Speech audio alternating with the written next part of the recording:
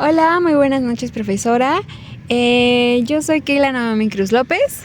Yo soy Valeria Contreras Martínez.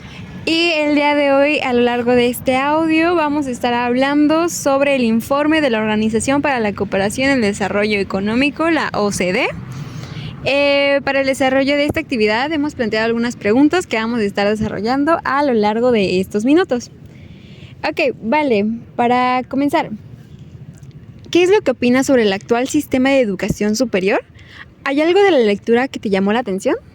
Bueno, me llamó mucho la atención cómo es que yo como futura egresada siento que no estamos listos de cierta forma para el mundo laboral, ya que la lectura nos plantea mucho sobre cómo teniendo un título no te hace capaz de pocas palabras, ejercerlo bien, ya que nada más nos enseñan cómo todas las técnicas y no cómo emplearlas a un campo laboral, en el sentido de que me pueden enseñar, ok, estos son los pasos para, no sé, desarrollar una clase, y es como de, ok, llegas a dar una clase y dices, ya tengo esto, ¿cómo doy la clase? Llegas como en blanco y es muy complicado en ese sentido porque no sabes cómo reaccionar ante eso, cómo controlar un grupo, si te hablaron como de, si un grupo es así, puedes hacer esto, pero no sabes cómo emplearlo, sino solo sabes lo teórico y no lo práctico. ¿Y tú, Keila?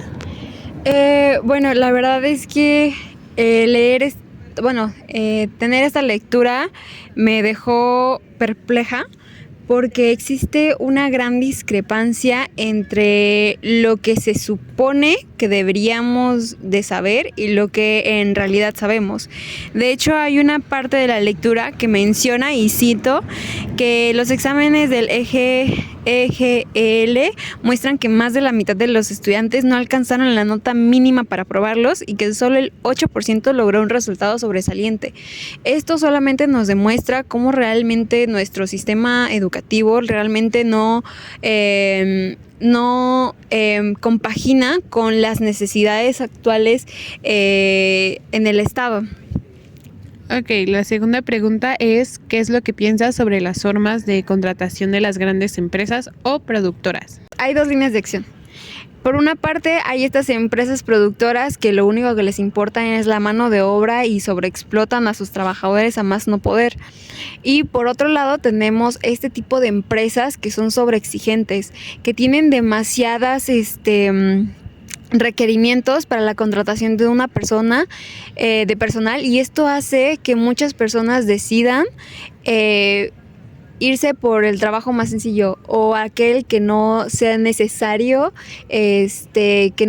tener un título o estudios previos. ¿Y tú, Vale?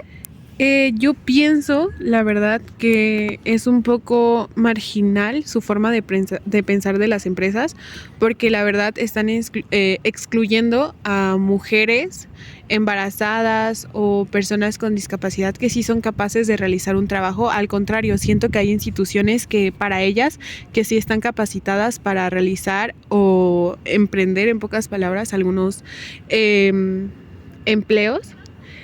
Y no solo eso, sino también esta situación que lo que había comentado también que mi compañera Keila y yo, es una situación que es dolora, que la verdad es muy lamentable ver cómo hasta nuestra misma generación ya no está intentando buscar un trabajo bien, sino simplemente lo mismo, se va por lo fácil, y la mayoría, si ahorita le pregunta a adolescentes, les van a decir que quieren ser influencers o tiktokers o algo así, porque queramos o no, están teniendo más ingresos que una persona con título. Justo. Ok, la siguiente pregunta. ¿Te sientes preparada para el mundo laboral? No, para nada.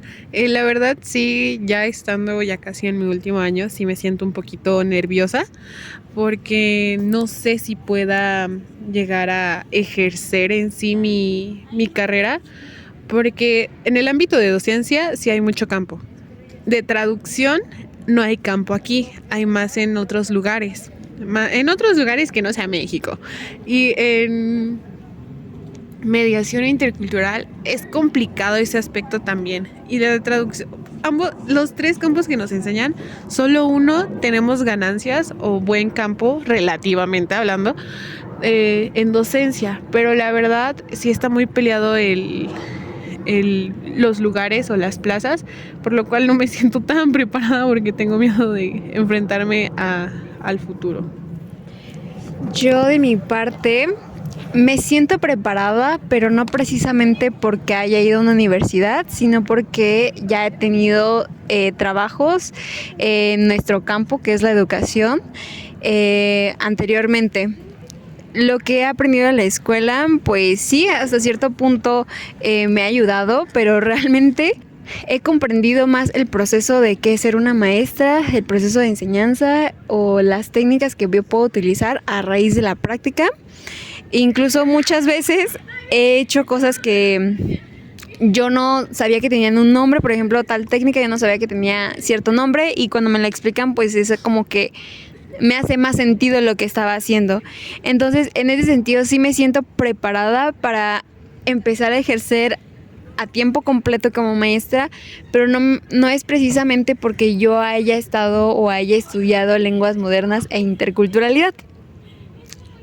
Bueno, ya para la pregunta de cierre es, ¿qué es lo que tú considerarías que sería necesario que se implementaría en el programa educativo del nivel superior? Keila. Creo que más práctica. Tenemos que ser honestos. Nosotros solamente tenemos esta práctica pues relacionada con nuestro área de trabajo hasta que llegamos a prácticas profesionales o a servicio social, pero incluso en estos dos como que nos tienden mucho a reducir porque no nos creen capaces o porque consideran que todavía estamos estudiando y no nos dan las oportunidades en estos lugares de probar lo que ya sabemos.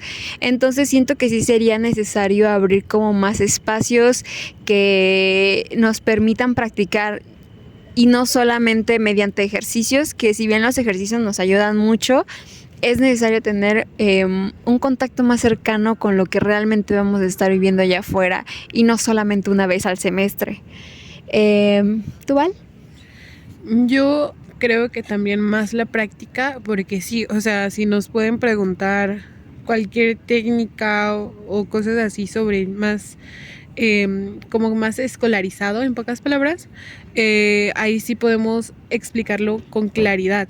Pero si nos ponen enfrente de un grupo, a mí me pasó en mis prácticas, de que si me ponían enfrente de un grupo, me ponía nerviosa, olvidaba todo lo que aprendí,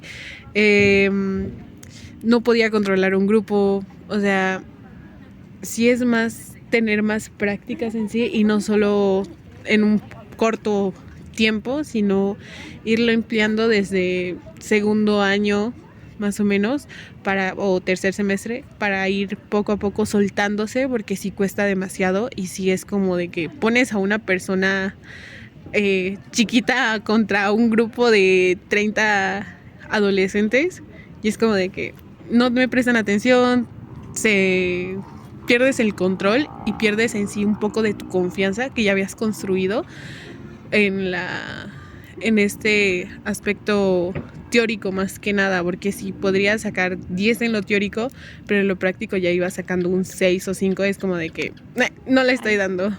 Entonces, no sería más, me gustaría que implementaran un poquito mucho más la práctica.